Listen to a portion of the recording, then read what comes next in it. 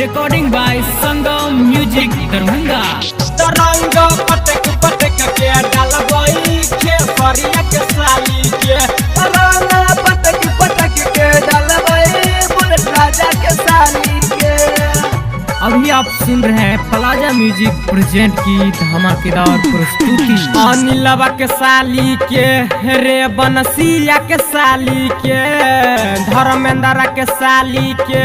रे रमनजिया के साली के तरंग पटक पटक के डालबई खेसरिया के साली के तरंग पटक पटक के डालबई अवधेशवा के साली के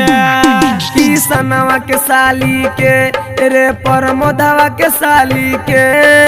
गौरबा के साली के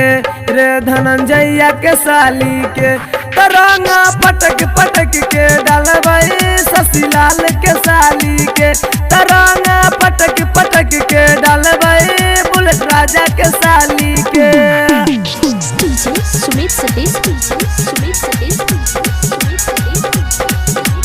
रेमा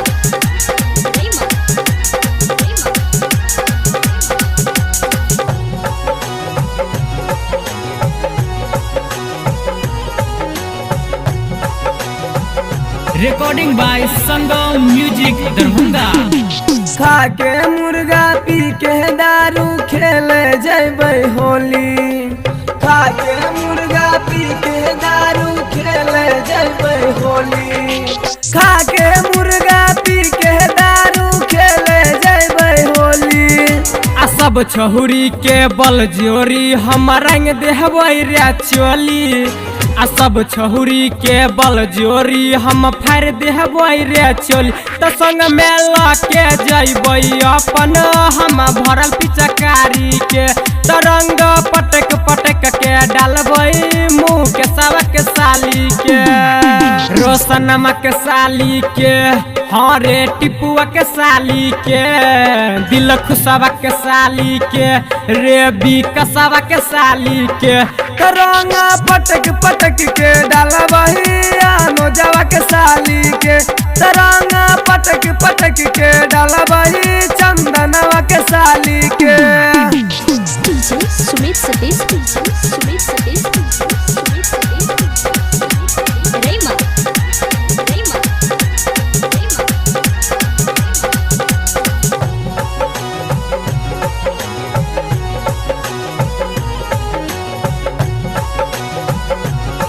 Recording by Sangam Music Darbhanga।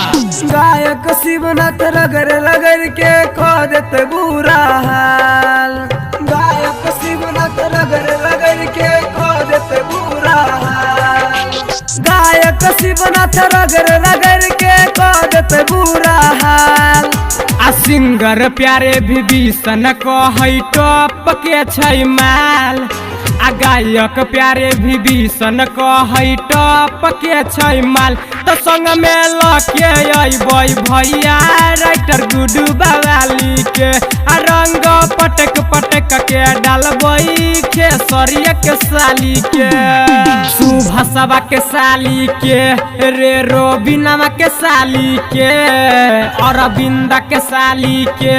रे रणजीतवा के साली के तरंग पटक पटक के डालबही जिया बुल के साली के तरंग पटक पटक के डालबही